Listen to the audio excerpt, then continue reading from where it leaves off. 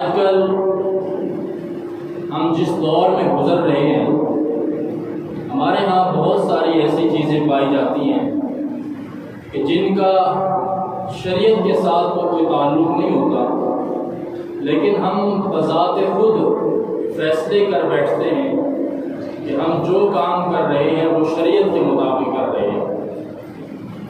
اور شیطان نے ہمارے لیے ہمارے ان اعمال کو ایسا مزین کر دیا ہے کہ ہم اپنے ہر کام کو شریعت سمجھ کر رہے ہوتے ہیں، لیکن شریعت نہیں ہوتی، اس چیز کا تعلق شریعت کے ساتھ، اسلام کے ساتھ نہیں ہوتا، نبی کی سنت کے ساتھ نہیں ہوتا، قرآن اور حدیث کے مطابق وہ کام نہیں ہوتا۔ اور پھر اس پر سب سے بڑا عذاب یہ ہے کہ ہم شریعت کے متعلق سیکھنے کو بھی اپنے لیے عار سمجھتے ہیں۔ شریعت کا کوئی مسئلہ ہو، شریعت کے مطابق اپنی زندگی گزارنا ہو، شرعی اعمال کیا ہیں، شرعی طور پر نبی اکرم صلی اللہ علیہ وسلم کی سنت کیا ہے، اور اسلام ہم سے کیا تقاضے کرتا ہے، اللہ کا قرآن ہم سے کیا تقاضا کرتا ہے، نبی کی حدیث ہم سے کیا تقاضا کرتی ہے، نبی اکرم صلی اللہ علیہ وسلم کی سیرت ہم سے کیا تقاضا کرتی ہے، ہم اس بات کی طرف توجہ نہیں دیتے۔ ہم خوش فہمی کا شکار ہیں کہ چونکہ ہم اب چونکہ مسلمان ہو چکے ہیں، ہم کلمہ پڑھ چکے ہیں، اور کلمہ پڑھنے کے بعد گائے بگائے مسجد میں بھی آ جاتے ہیں، اور کبھی کبھی اللہ تعالیٰ ہمیں توفیق دے دیتا ہے تو ہم قرآن پاک بھی اٹھا دیتے ہیں، 2-4 پارے 2-4 صفحے پڑھ لیتے ہیں، بس اسی کو ہم نے اپنے طور پر مسلمانی اور اسی کو ہم نے اسلام سمجھا ہوا ہے، جبکہ اسلام ہم سے بہت چیزیں تقاضا کرتا ہے، اور اسلام ہی واحد وہ راستہ ہے کہ جس میں پوری انسانیت کی نجات ہے۔ شرط یہ ہے کہ ہم پہلے اسلام کو سمجھیں، ہم پہلے اسلام کی عظمت کو جانچیں، ہم پہلے اسلام کو پڑھیں، اسلام کا مطالعہ کریں، اسلام کے اوپر اسٹڈی کریں، اسلام کے اوپر ریسرچ کریں، لیکن وہ ریسرچ ایسے نہ ہو کہ آج کل چونکہ یوٹیوب کا زمانہ ہے، گوگل کا زمانہ ہے، فیس بک کا زمانہ ہے، سوشل میڈیا کی بھرمار ہے، تو ہر نوجوان بس جو مسئلہ پوچھنا چاہتا ہے اس کو لکھتا ہے، اور اس کے آگے جو بھی جواب آ گیا، جو آنسر آ گیا، بس اسی کو فالو کرنا شروع کر دیتا ہے۔ ایسی بات نہیں ہے، ہر بات شریعت کے مطابق ہو۔ سوشل میڈیا کے اوپر بیٹھا ہوا ہر شخص اسلام کی بات کر رہا ہے، ہر شخص اپنے آپ کو اسلام کا داعی ظاہر کر رہا ہے، ہر شخص اپنے آپ کو اسلام کا بہت بڑا عالم گمان کرتا ہے، اور لوگوں کو مسئلے بتانے کے لیے اس کو بڑی جلدی ہوتی ہے، اور وہ چاہتا ہے کہ بس اب میں نے داڑھی رکھ لی ہے،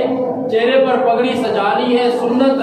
داڑھی رکھ لی ہے، اور 2-4 مسئلے یاد کر لیے ہیں، تو اب میں بہت بڑا عالم بن گیا ہوں، اور لہٰذا آپ لوگوں کو چاہیے کہ مجھ سے دین کی رہنمائی حاصل کریں، شریعت کے مسائل پوچھیں، اور اسلام کی تعلیمات مجھ سے حاصل کریں۔ تو میرے بزرگوں، شریعت کو پہلے سمجھنے کی ضرورت ہے، اور سمجھا ان لوگوں سے جائے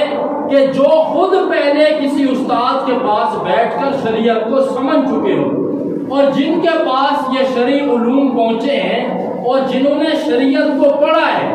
اور جنہوں نے شرعی اصولوں کو اور شرعی تعلیمات کو اور علم دین کو کسی استاد کے سامنے بیٹھ کر علم حاصل کیا ہے، باقاعدہ اس کے سامنے زانوِ تلمذ طے کرنے کے بعد، اس کی شاگردی حاصل کرنے کے بعد اس نے اللہ کے دین کو سمجھا ہے،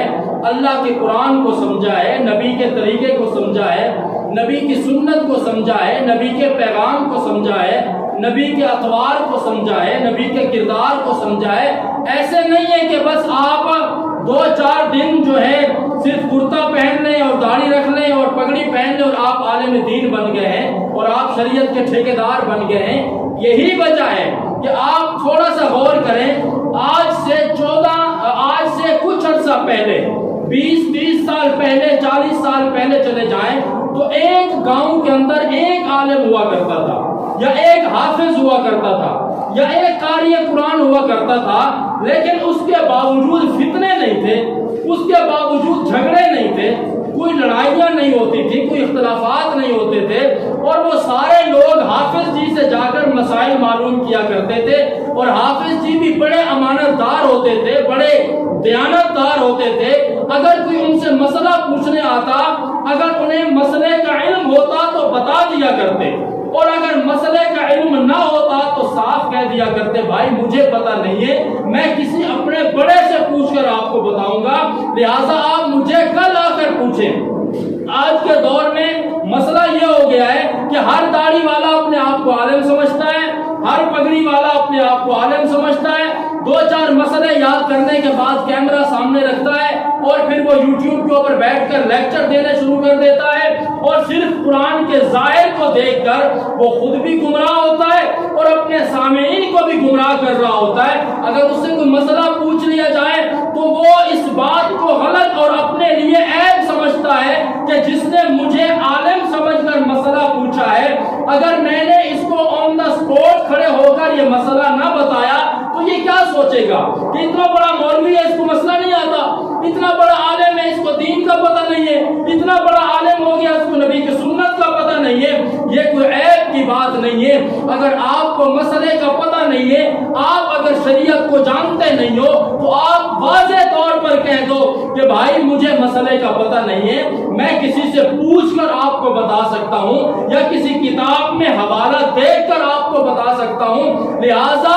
نہ سننے والا گمراہ ہو، نہ سنانے والا گمراہ ہو، نہ پوچھنے والا گمراہ ہو، نہ بتانے والا گمراہ ہو، نہ مقتدی کا عقیدہ خراب ہو، نہ امام کا عقیدہ خراب ہو، نہ وہ جو اپنے ذات میں خود کو عالم سمجھتا ہے وہ کم از کم نہ خود گمراہ ہو نہ کسی اور کو گمراہ کرے۔ شریعت کو ہم نے لاوارث سمجھا ہوا ہے، اسلام کو ہم نے لاوارث سمجھا ہوا ہے کہ بس جس کا جی چاہے اٹھے، دو چار ترجمے کے قرآن پاک کو ایک دو مرتبہ پڑھے اور عالم بن کر یوٹیوب پر بیٹھ کر دین کی تشریح کرنا شروع کر دے۔ ایسی بات نہیں ہے۔ جس طرح ہر فن کے اندر اس کے سکھانے والے ہوتے ہیں، آپ پلمبر بننا چاہتے ہو آپ کو کسی استاد سے جا کر پوچھنا پڑے گا، آپ ویلڈنگ کا کام کرنا چاہتے ہو آپ کو کسی کو اپنا استاد بنانا پڑے گا، آپ سائنس میں آگے بڑھنا چاہتے ہو آپ کو کسی کے آگے جا کر بیٹھنا پڑے گا،